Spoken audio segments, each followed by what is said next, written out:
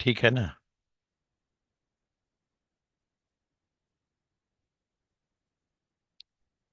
Late D, D तो खैर अपना पुराना जाना पहचाना है।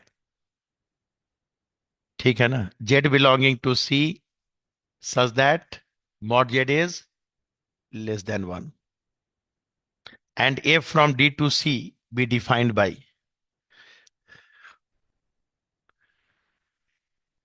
F from D to C be defined by, तो सब लिखता क्यों है, सीधे एफ जेड लिख दे।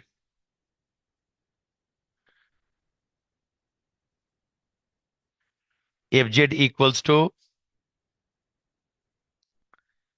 जेड माइनस 25 जेड क्यूब, ठीक है ना, plus Z 5 by factorial 5 minus Z 7 by factorial 7। देखिए चुनौती दे रहा है आपको ये सब दिखाकर कि कुछ याद आ रहा है कि नहीं। By 9 factorial minus Z⁻11 by 11 factorial. ठीक है। और उसके साथ साथ क्या है, consider the following statements. P is F has three zeros in D. F has three zeros. Counting multiplicity भी लिख दिया है। इसका मतलब है गिनती 3 है।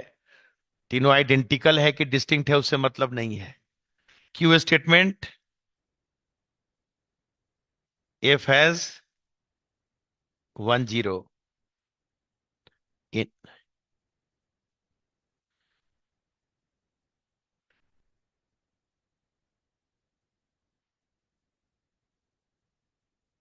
ठीक है ना। हो गया। क्वेश्चन से ही साफ सुथरा लग रहा है कि रॉचेस थ्योरम का सवाल है। और आपका बेसिक काम यहां क्या है, ये ढूंढते रहना कि boundary mod Z equals to 1, इसका बाउंड्री क्या होगा, मॉड जेड बराबर 1, उसके ऊपर कौन सा फंक्शन बाकी को डोमिनेट करता है। ठीक है ना। मॉड जेड बराबर 1 पे इन सब के सम का भी मॉडुलस लेस देन और equal to 1 + 1/5 factorial 1/7 factorial 1/9 factorial. ठीक है ना। वो ई से भी छोटा होगा। बल्कि अगर और एग्जैक्ट लिखने का मन करे कि सारे ऑड फैक्टोरियल का अगर सम हो जाए तो वो ई माइनस ई का पावर -1/2। तो बोला यार ई से भी जब छोटा ही है तो बाई 2 और बाई 3 करके क्या करें घटाकर। नहीं, जुबान पे रहना चाहिए ये सब।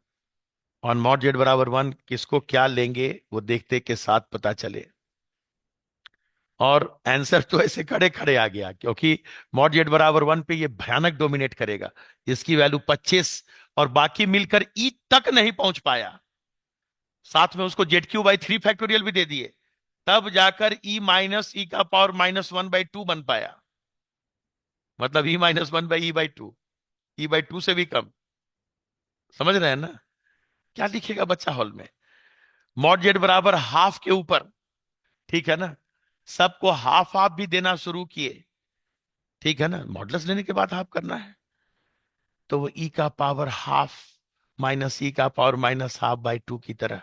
और हाफ के ऊपर ये 25/8। 25/8 का मतलब 3 से भी ज्यादा। और वहां तो ई में से कुछ घटा के ई का रूट लेके फिर ई का रूट का रेसिप्रोकल घटाएंगे, बाई 2 करेंगे। ई का रूट ही बहुत छोटा हो जाएगा 2 से। कैसा रहा। मतलब दोनों के ऊपर यही डोमिनेट कर रहा है। मन तो करा कि कलम ही ना चलाएं, लेकिन चलिए सम्मान में थोड़ा चला दिया जाएगा, चलेगा। सॉल्यूशन, ठीक है ना।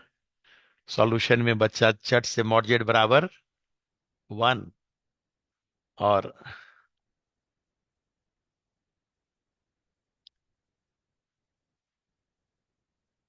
मॉड जेड बराबर हाफ, दो कंटूर बनाया।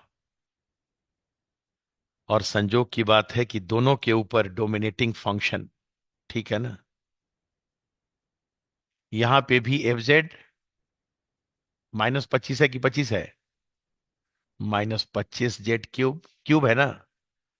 और यहां पे भी डोमिनेटिंग फंक्शन सेम।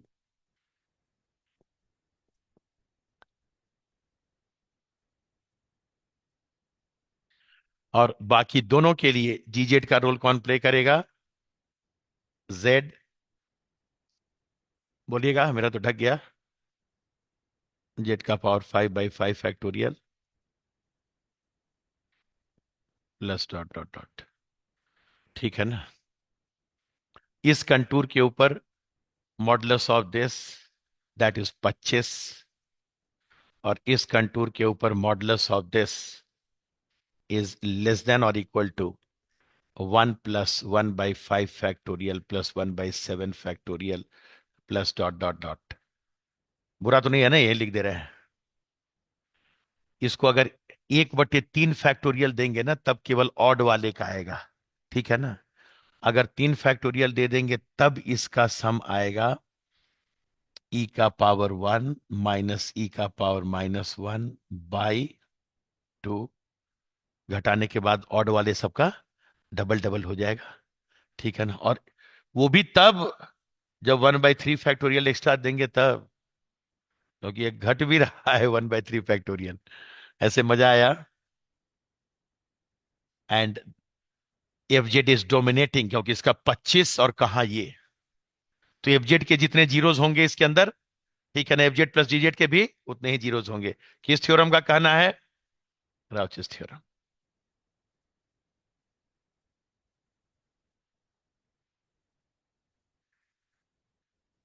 ठीक है ना? अगर यहां भी मैं लिख दूं कि इस बाउंड्री के ऊपर भी जीजेड की वैल्यू, ठीक है ना, जीजेड का मॉड ही सीधे लिख देते हैं। जीजेड इसी को पकड़े हैं, नहीं जीजेड पहले लिखना पड़ेगा ना, कि फिर दोबारा वही है।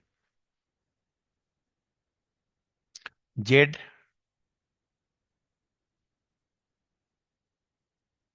बस बहुत है, plus dot dot dot on this contour, इसका मॉडलस हाफ, हाफ का पावर 5, नीचे खाली 1/2 का तमगा लटक जाएगा और कुछ नहीं, थोड़ा सा ऊपर। Modulus of G Z on this boundary is less than और इक्वल टू हाफ प्लस 1/2 का power 7/7 factorial dot dot dot, which is equal to e⁻½ minus e⁻−½ by 2। और वो भी तब जब इसके अंदर 1/2³ इंटू 3 फैक्टोरियल जोड़े तब। छोटा छोटा तो नहीं हो गया ना इधर? फिर भी much much less than this. और इसका मॉडुलस क्या हो जाएगा? Modulus of this on this contour 25/8।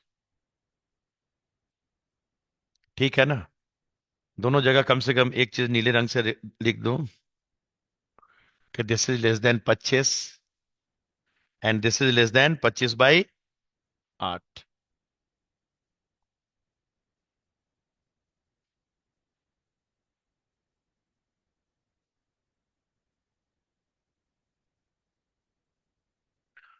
तो मॉड जेड बराबर 1 के अंदर जितने जीरोस एफ जेड के, उतने ही जीरोस एफ जेड प्लस जी जेड के। तो इसके अंदर 3 जीरो, इसके अंदर भी 3 जीरो। तो इन दोनों यहां पे जो है 3 जीरो, और इन दोनों के बीच में एक भी जीरो नहीं। अब अपना पढ़ते रहिए, फिगर साफ सुथरा। पहला क्या दिया है? F has 3 zeros in D, yes. F has 1 zero in between these two, no. F has no zero between them, so P is true and Q is false. पूरा पिक्चर ही बन गया, तो अब क्या बोले? पी जो है मेरा ट्रू हो गया and Q is false. False क्यों हुआ? कितने जीरोज हैं? एक भी जीरो नहीं इन दोनों के बीच में। ठीक है ना? 1 की जगह जीरो रहता तो सही हो जाता। कौन सा ऑप्शन है P true and Q false का? फर्स्ट ही ऑप्शन है, so option A is correct. कोई डाउट इसमें?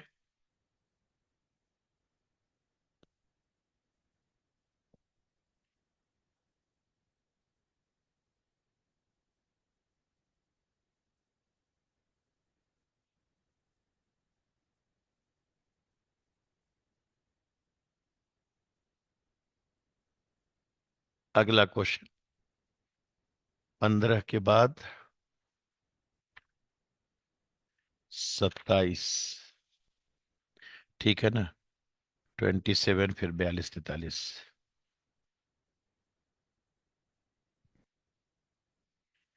27। इसका हाँ क्या हुआ?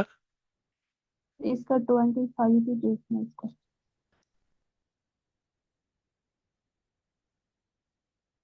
25 तो एलपीपी है।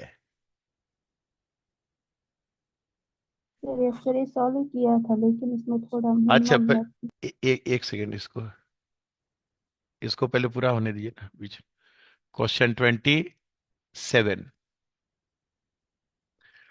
Late z upon 1 minus z minus Z square equals to sigma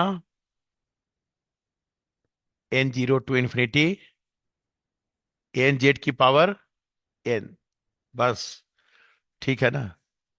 तो उसके बाद पूछ क्या रहा है? For all Z in some neighbourhood of zero then the value of a6 plus a5 is equal to, ठीक है ना, बराबर this, then a6 plus a5 बराबर फिल इन द ब्लैंक्स। मतलब जीरो के अबाउट इसका मैक्लॉरिन एक्सपेंशन करेंगे तो what is coefficient of Z का पावर 5 एंड जेड का पावर 6 का सम, ठीक।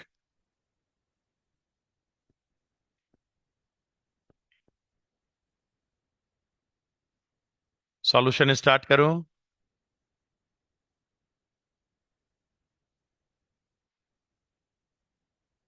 करना तो कुछ है नहीं। सिग्मा ए एन जेड का पावर एन इंतजार कर रहा है कि उसको भी जेड के पावर एन के टर्म में लिखो, that is equal to Z into, ठीक है ना, 1 minus Z plus Z square का पावर -1, ठीक है, कोई डाउट? और उसके बाद जीपी टाइप से समझते हुए या जो समझते हुए सम करे, आपकी मर्जी। 1/1 माइनस आर लिखा हुआ है, तो जीपी क्या बनेगा? 1 + r square plus R Q plus dot dot dot. So this is equal to Z into 1 plus Z square plus Z square का होल स्क्वायर प्लस,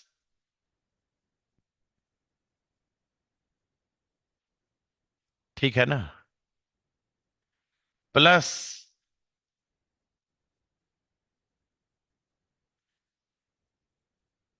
एक जगह अच्छा आ जाएगा यहाँ,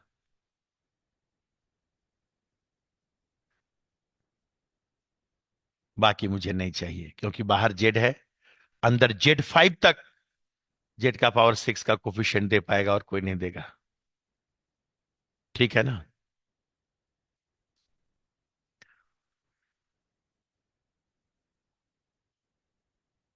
कलर अलग।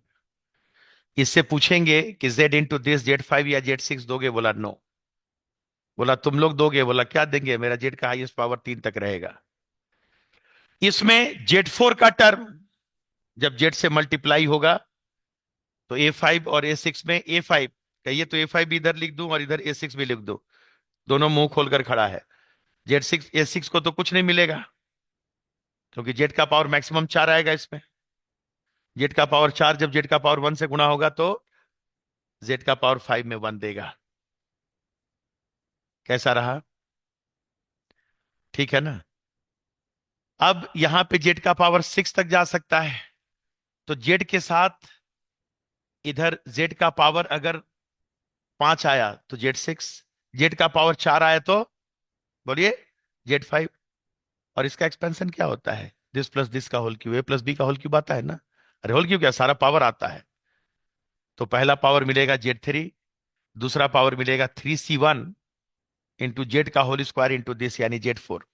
तो इसको मिला 3C1 यहां से, ठीक है ना, और इसको मिलेगा 3C2, 3C2 में इसका पावर 1 और इसका पावर 2, तो Z5 हो जाएगा। दे दो इसको 3C2, कैसा लगा? और जेड प्लस जेड स्क्वायर का पावर 4, इसमें जब जेड का पावर 4 आएगा, ठीक है ना, तो 4C0 वाला टर्म वहां जेड का पावर 5 देगा। फिर 4C1 के साथ, ठीक है ना, जेड का पावर 3 और जेड स्क्वायर। 4 से बोलिए एक बार, 1 के साथ ये जेड का पावर 6 देगा। फिर यहां से पूछेंगे आपका क्या हाल चाल है, बोला बस मैं केवल जेड का पावर 5 देता हूं, जो जेड से गुणा होके क्या देगा, जेड का पावर 6। तो यहां से क्या मिलेगा, 5C0। हो गया दोनों का कोफिशिएंट तैयार। A5 का कोफिशिएंट क्या हो गया, 1, 3C1, 4C0। यानी 4C0 इज 1, 1 1, 2, 2 और 3, 5। इधर से आ गया 3 + 4 + 1, 4 3 7 और 1 8। ठीक है ना, कैसा लगा?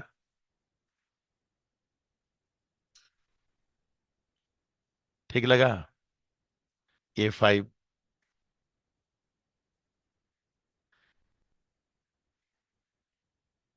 A5 इज 5, A6 इज 8, और दोनों का सम पूछा है, तो 5 + 8 30।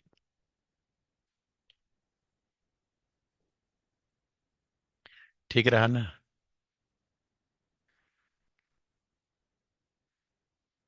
कोई ट्रबल, वेरी सिंपल, जैसे कोई जान नहीं, कोई आवाज नहीं, तो मामला ठीक। आंसर भी आ गया 13।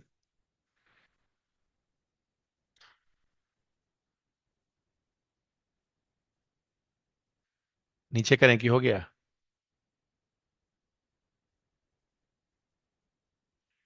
Next question 42।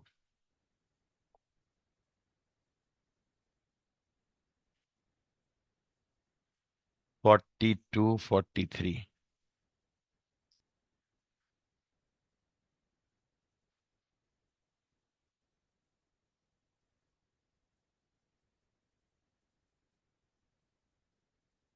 Late D, D तो फेमस हो गया,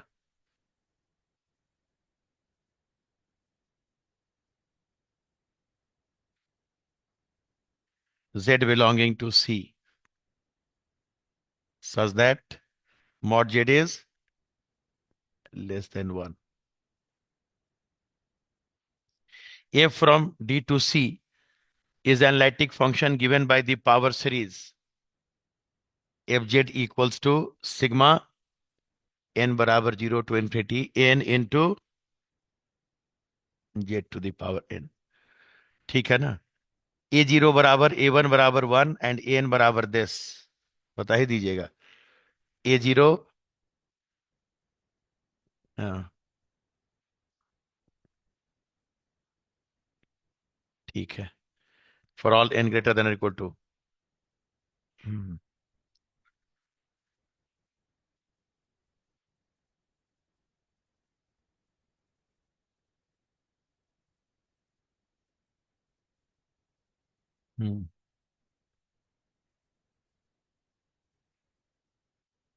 देन F इज, हाँ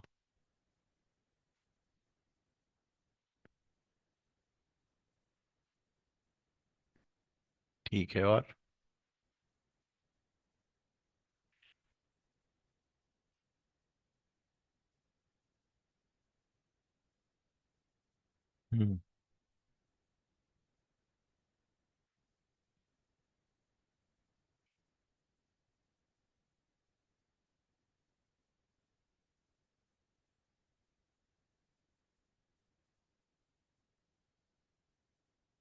सबसेट ऑफ सी।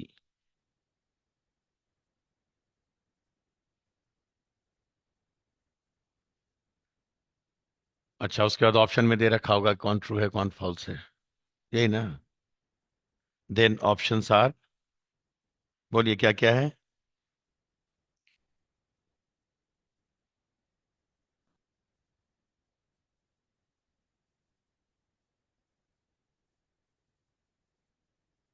तो फोर्थ होगा पी इज फॉल्स। अच्छा, इस बार ऐसे करके पूछा है, ठीक है ना, कोई दिक्कत नहीं। पहले स्टेटमेंट समझे क्या दिया हुआ है। Function is from D2C close disc से सी के ऊपर फंक्शन है, और एफ जेड भी आपके सामने हाजिर है। ये 1/2 का पावर 2n का मतलब 1/4 का पावर n हो गया, ठीक है ना। तो एफ जेड को थोड़ा बाहर से लिखिए, पता चल जाए 1 1 होने का कंडीशन सेटिस्फाई कर रहा है कि नहीं। ऑप्शंस ओके है ना। सॉल्यूशन इधर स्टार्ट करें, कुछ जगह वो दिख जाएगा। What is F Z? A0 बराबर 1, तो पहले तो 1, फिर Z प्लस उसके बाद शुरू हो गया 1/4 का पावर n, यानी Z/4 का होल स्क्वायर प्लस Z/4 का होल क्यूब, यही ना। आराम से लिखे, क्योंकि सेकेंड ऑनवर्ड 1/4 का पावर n से Z का पावर n को गुणा करेंगे तो Z/4 का पावर n हो जाएगा। कोई दिक्कत? मॉड Z लेस देन 1 है तो कॉमन रेशियो का मॉड भी लेस देन 1/4, आराम से जीपी लगा सकते हैं। ये लिखने में कोई दिक्कत हुई?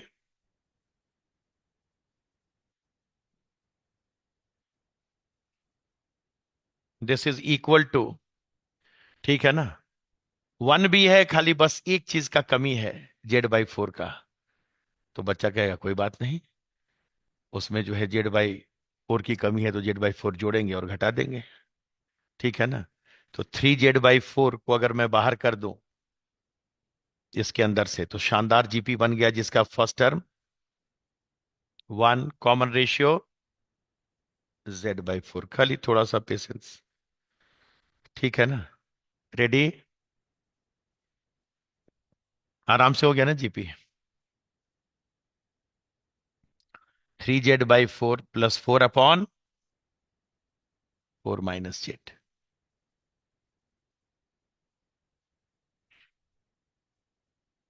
Fully confident?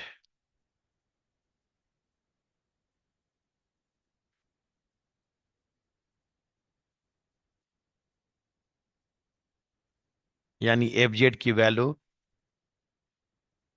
हालांकि डेरिवेटिव में चाहूं तो यहां भी निकाल दूं, ठीक है ना, बल्कि यही निकाल देते हैं तो और अच्छा। What is F'(Z)? 3/4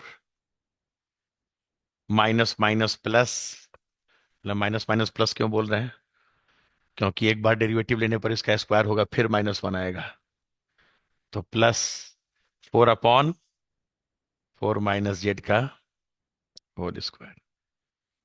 कैसा रहा? डेरिवेटिव कभी वैनिश करेगा ही नहीं। अगर डेरिवेटिव वैनिश ही नहीं किया तो इसका मतलब कि in some neighbourhood function is शानदार इंजेक्टिव, ठीक है ना। यूनिवैलेंट 1 1 जो भी बोलिए, nowhere derivative is vanishing, nowhere, which is non zero for all Z belonging to D. और डी के अंदर जो भी एलिमेंट है उसके लिए जेड का मॉडुलस क्या है? 1 या 1 से छोटा, ठीक है ना। बाउंड्री पे जाके मॉडुलस 1, नीचे कभी जीरो भी नहीं बनेगा, सपने में भी जीरो नहीं बनेगा, क्योंकि आपका domain mod Z less than 1 है। खुश है ना। This implies F Z is 1 1 in some neighbourhood of every Z0 belonging to D. Every, direct just पूछ रहा है कि एवरी पूछ रहा है? पी में, यहां तो एवरी निकल गया, एवरी है। अरे Z0 का पूछ रहे हैं एवरी। अरे ये वेरी, स्टेटमेंट से नहीं पता चल जाता है एवरी पूछ रहा है या दे रही। इफ Z0 ठीक तो है, यानी सबके लिए पूछा है कि अगर Z0 डी में है देन एफ इज 1 1 इन सब नेबरहुड ऑफ Z0, यस, ठीक है ना। ये स्टेटमेंट ही बता रहा है कि सबके लिए बोल रहा है, तो P statement is true, P is true. कोई डाउट? तो अपने आप लिखा गया था उधर। उसके बाद क्या पूछ रहा है next? E is Z belonging to C such that mod Z is less than or equal to 1/2, ठीक है ना। Then Fe is closed। अब देखिए, साथ में derivative is also bounded, derivative is also bounded, क्योंकि हम मॉड जेड लेस देन और इक्वल टू हाफ में काम कर रहे हैं, और उस केस में इसकी वैल्यू जीरो पे नहीं जा सकती। जीरो पे तो दूर की बात है, 4 - जेड का मॉड, ठीक है ना, वो 3 से पीछे नहीं जा सकती, क्योंकि मॉड जेड बहुत खुश हो कि अगर हाफ भी हो गया तो 3.5, इससे कम थोड़े होगा वो, ठीक है ना। यहां तक जो है खुशी है। तो इसकी वैल्यू ये जो है बाउंडेड हो गया, शानदार। बाउंडेड होगा तो बाउंड्री कहाँ मैप होगा, बाउंड्री पे, और बाउंड्री के अंदर का पॉइंट कहाँ मैप होगा, ओपन मैपिंग थ्योरम से, ठीक है ना। बाउंड्री के अंदर का सारा पॉइंट ओपन सेट के ऊपर मैप होगा, और ओपन सेट भी बाउंडेड रहेगा, और उस केस में जो है हमारा जो भी इसकी मैप्ड वैल्यू आएगी, boundary has been mapped onto boundary, जैसा तैसा भी बाउंड्री हो, और इसके अंदर के पॉइंट कहाँ मैप होंगे, अंदर के पॉइंट पे। ओपन मैपिंग थ्योरम लगाएंगे तो mod Z less than half पूरा का पूरा ओपन सेट पे मैप हो जाएगा, और बाउंड्री पूरा का पूरा बाउंड्री पे। पूछ क्या रहा है, एफ ऑफ ई का मतलब range of E under this F is close. Yes, ये भी ट्रू हो गया, ठीक है ना। लेकिन वो लॉजिक याद आया ना। हाँ, किस में, ये देखिए, ये क्या है, नॉन वैनिसिंग, ठीक है ना। और आप यहां पूरा कंटूर ले रहे हैं, पूरा क्लोज सेट, जहां से चले वहीं पे पहुंच गए, ठीक है। तो ये भी जहां से चलेगा under non constant analytic function, last में गोल गोल ये घूम के यहां आया, तो इसकी मैप्ड वैल्यू जब इधर आप मैपिंग करने लगेंगे डब्ल्यू प्लेन में, तो वापस लौट के आना तो यही है ना। वापस लौट के यहाँ आएगा तो क्या मिलेगा, बाउंड्री मिलेगा। आप एंटी क्लॉकवाइज में ट्रेवर्स करें या क्लॉकवाइज में ट्रेवर्स करें, सारे पॉइंट अलग अलग है, ठीक है ना। वो भी जो है आप रीजन बनाएंगे तो वो भी रीजन बनाएगा, वो लाइन नहीं बनाएगा, क्योंकि it is non constant function, ठीक है ना। तो जहां से चले वहां से आकर ये वापस, उससे भी मन नहीं भरता है, तो एक और उपाय बताएं, कि जब भी आपको मॉड जेड बराबर हाफ को मैप करना होता है, तो आप उधर क्या करते हैं, जेड को डब्ल्यू के टर्म में लिखते हैं, उसका मॉडलस कर देते हैं, मॉड जेड बराबर हाफ बिकम्स मॉड दिस बराबर हाफ, ठीक है ना। और दिस बराबर हाफ को सॉल्व करेंगे तो पूरा का पूरा बाउंड्री मिलेगा, जहां से चले वहीं पहुंचे। और अंदर का, और सबसे बड़ी बात है, ओपन मैपिंग थ्योरम भी लगेगा, जो अंदर के सारे रीजन को कहाँ मैप करेगा, ओपन सेट के ऊपर। ये ओपन सेट के ऊपर मैप करेगा तो बाउंड्री कहाँ अपने आप मैप हो जाएगा जाकर, बाउंड्री के ऊपर। शानदार 1-1 है, ठीक है ना। ये भी नहीं कि कोई वैल्यू दोबारा रिपीट हो जाएगा, कोई ट्रबल, तो ये भी क्लोज भी सही हो गया, पहला भी ट्रू और दूसरा भी true. So P and Q both are true. कोई ट्रबल इसमें, भाई ये क्या हो गया, सी एन टी, ठीक है ना। ऑप्शन ए बी क्या दिया हुआ है ऑप्शन में,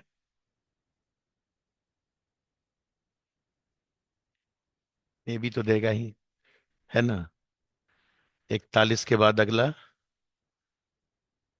41 था, कितना था जब 42 था, 42, 43,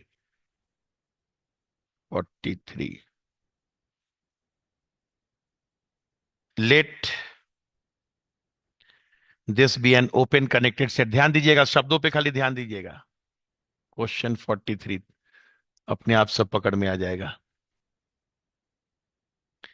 this be open connected subset C and U बराबर, U is equal to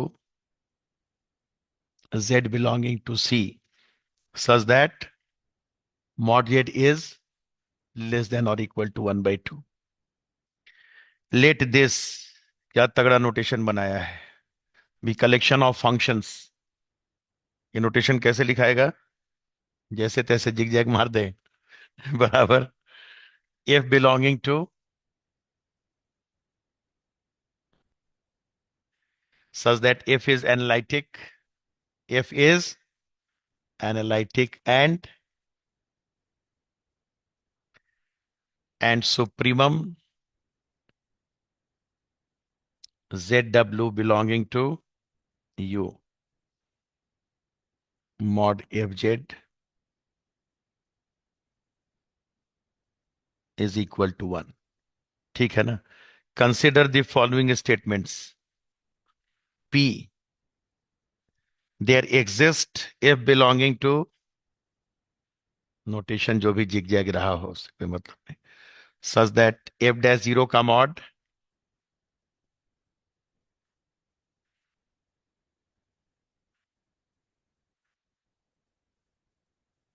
greater than और इक्वल टू 2। नेक्स्ट अगला है F30। इसमें थोड़ा सा दिमाग खाली खुला रखना होगा, हालांकि हिंट तो पूरा दे रहा है कि क्या निकालना है। इज लेस देन और equal to 48 for all F belonging to this, यही है ना? और कुछ है आगे क्या? अच्छा ठीक है, कोई दिक्कत। यू इतना है, और सबसे बड़ी बात है क्या दिया हुआ है कि यू के ऊपर कोई भी दो पॉइंट आप उठा लें, ठीक है ना? यू के ऊपर कोई भी दो पॉइंट उठा लें तो उनके बीच के फंक्शनल वैल्यूज का डिफरेंसेस का सुप्रीमम 1 होता है, ठीक है ना? और हर बार ये पूछा है कि there exist F belonging to this such that this, ठीक। और अगला F30 का मॉड लेस देन और इक्वल टू दिस। खुश है ना? इसको देखकर कोई थ्योरी याद आया? पहले बोलिए।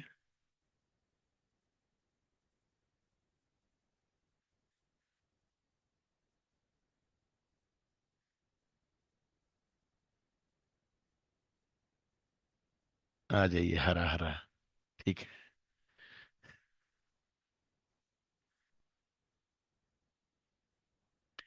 Mod Z equals to half और उसके अंदर के सारे पॉइंट लिए हुए हैं, ठीक है ना?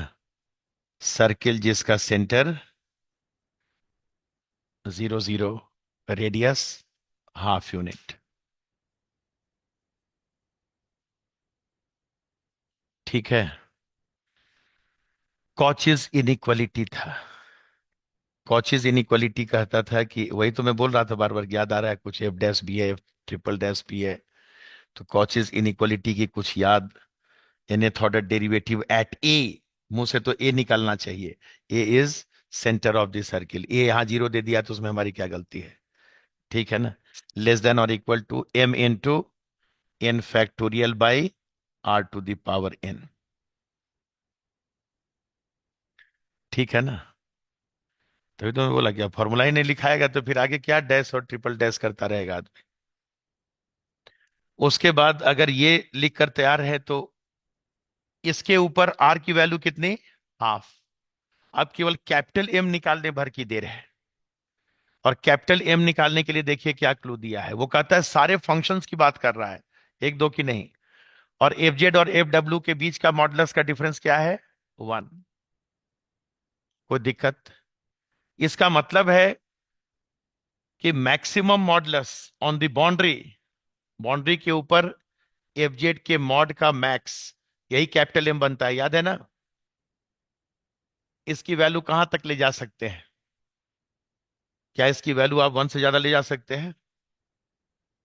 इन दोनों के डायमीटर, डायमेट्रिकली अपोजिट पॉइंट के बीच का डिस्टेंस 1, ठीक है ना? और एक थ्योरी पढ़े होंगे कि F Z minus F W का मॉड जो है, जेड माइनस डब्ल्यू के मॉड से जो है छोटा या बराबर, ठीक है ना? तो इनके दो पॉइंट के बीच का डिस्टेंस भी लेस देन और इक्वल टू 1 है, ठीक है ना? तो एफ जेड की वैल्यू क्या होगी, मैक्सिमम कितनी तक जाएगी? एफ जेड के मॉड का मैक्स 1, एक से ज्यादा जाएगा। अरे बाउंड्री पे घूमेगा तो कभी पॉइंट प्लस में भी रखेगा, कभी माइनस में भी रखेगा। तो इसकी मैक्सिमम वैल्यू हम लोग कहां तक दे सकते हैं? 1 तक। हम नहीं बोल रहे हैं, ये बोल रहा है F Z minus F W का मॉड, दोनों का अंतर 1 तक ही जा सकता है, इससे ज्यादा दूर नहीं जाएगा वो। Supremum of the distance between this and this, ठीक। कोई दिक्कत? कैपिटल एम पता चल गया, ठीक है ना? आर पता चल गया, तो ये फॉर्मूला लिखने में कितना देर लगेगा? Now this formula will reduce to nth order derivative at zero का मॉड लेस देन और equal to 1 into n factorial by half to the power n। जो लिखिएगा मन से लिखिएगा। और ये 2 का पावर n भी ऊपर चला गया। This implies nth order derivative at zero का मॉड लेस देन और यहां तक तो कम दिमाग का काम था, उसके बाद अब देखिएगा जो सुनाना है। ठीक है ना। इसने कहा है कि जो भी फंक्शन वहां मिलेगा उसके लिए इसकी वैल्यू लेस देन और इक्वल टू 48। ठीक। हमने जो बेस्ट बनाया है उसके लिए इसकी वैल्यू क्या हो जाएगी? थर्ड पे जरा पुट करके दिखाइए। F30 का मॉड लेस देन और इक्वल टू 2 का पावर 3 इंटू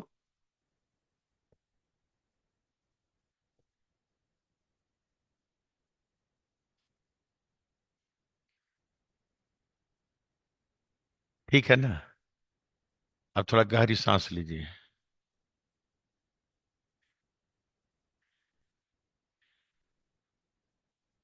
सही करने के पहले एक थोड़ा सा बात हल्का सा खाली सुनाना है आप। यहां F जो है that is collection of all functions from this to this. और ये ऐसा ओपन सेट है जो आपके यू को कंटेन करता है। पूरा पढ़िए English. This open set is containing you. ठीक है ना। अगर ये ओपन सेट यू को कंटेन करता है तो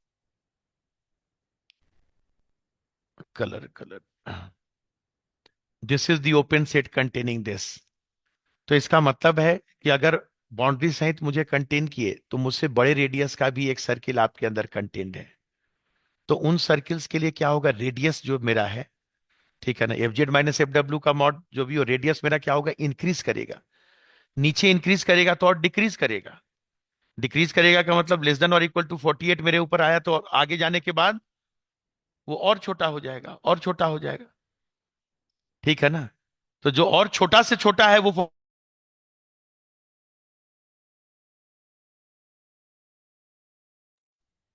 हाँ देख लीजिए, बीच में आवाज चली गई थी लग रहा है। साउंड जा रही है अभी? ठीक है ना। ये पकड़े पहले।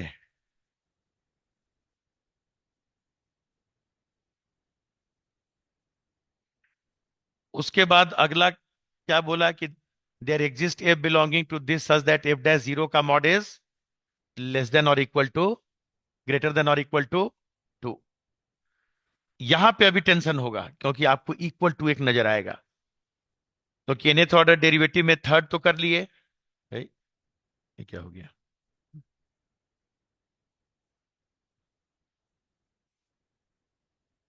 हाँ चला गया ये। आ गया।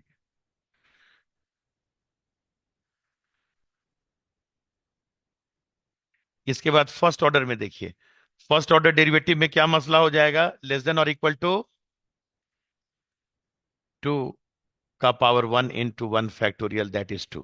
लेस देन और इक्वल टू 2 हो गया। ठीक है ना। तो कह रहा है कि there exist a function for which it is greater than और इक्वल टू 2। ठीक है। और फंक्शन भी कहां से कहां तक है? Open set containing this.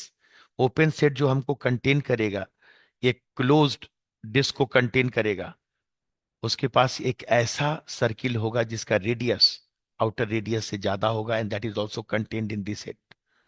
ठीक है ना। इसी बात के लिए वो पिक्चर बना है। अब आइए नीचे, जहां वो पिक्चर बनाए थे कहाँ गया? हाँ, ये जस्ट ऊपर। वो पिक्चर कहाँ गया जो भी बनाए थे? और ऊपर है, हाँ ये रहा। ठीक है ना। This is containing this. तो एक रेडियस ऐसा मिल जाएगा जो हाफ से बड़ा होगा, और हाफ से बड़े वाले रेडियस के लिए वो वैल्यू जो है लेस देन और इक्वल टू 2 के बजाय लेस देन 2 हो जाएगी। क्या हो जाएगी? Less than 2। लेस देन और इक्वल टू 2 तो हमारे लिए है। जब आप रेडियस इंक्रीज करेंगे तो क्या हो जाएगा? Strictly less than 2। जो स्ट्रिक्टली लेस देन 2 है वो कभी ग्रेटर देन और इक्वल टू 2 नहीं होगा। ठीक है ना। ग्रेटर देन और इक्वल टू 2 नहीं होगा। ये पिक्चर अंडरस्टूड है? This is open set which is containing this close disc. तो हमारे पास हाफ से बड़े रेडियस का एक सर्किल होगा जो इसके अंदर कंटेंट है। हाफ से बड़े रेडियस का सर्किल कंटेंट है, तो उसके लिए वो स्ट्रिक्टली लेस देन 2 हो जाएगा।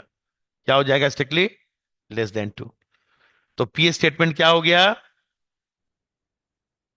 False. And Q is true. ठीक है ना? कोई दिक्कत? हाँ बोलिए बोलिए। हाँ बोलिए, नहीं तो।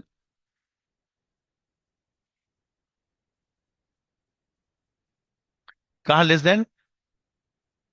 पी में? पी में क्या रहता है?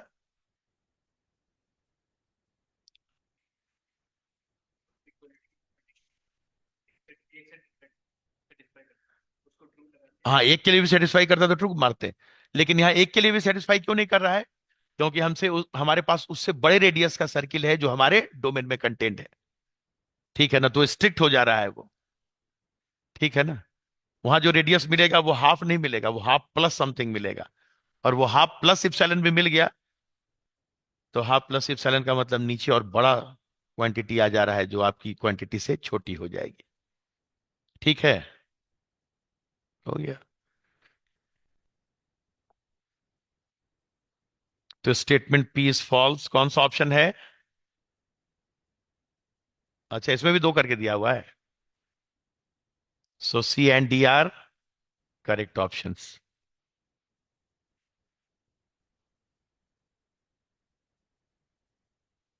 बाकी लॉजिक पकड़ में आया ना?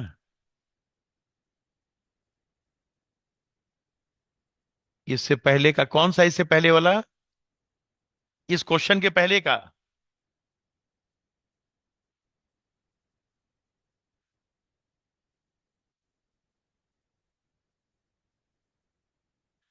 इसके पहले वाला तो ये था, ये था इसके पहले वाला। डेरिवेटिव नॉन जीरो आ गया था। फंक्शन क्या निकल गया? One one. Function one one निकल गया। तो ओपन मैपिंग थ्योरम से जितना भी इंटीरियर पॉइंट है वो इंटीरियर पे मैप होगा। Open set is mapped onto open set. और जो बाउंड्री है that will be mapped onto boundary. ठीक है ना? क्योंकि बाउंड्री की मैपिंग करने के लिए कुछ भी लेंगे, modulus of this less than one, तो वहां जाके डब्ल्यू में भी वही चीज फ्लोट होगा कि this is less than this. तो close set will be mapped onto close set. जो दिया हुआ डिस्क था वो क्लोज सेट था, पूरा क्लोज के ऊपर मैप हो गया, वही था एफ इज क्लोज सेट। बाकी ये तो था वन वन। कैसा लिखा हुआ है one one? F Z is one one in some neighbourhood of every Z zero belonging to D. लगता है नीचे लिखा गया था इसलिए ऐसा लग रहा है।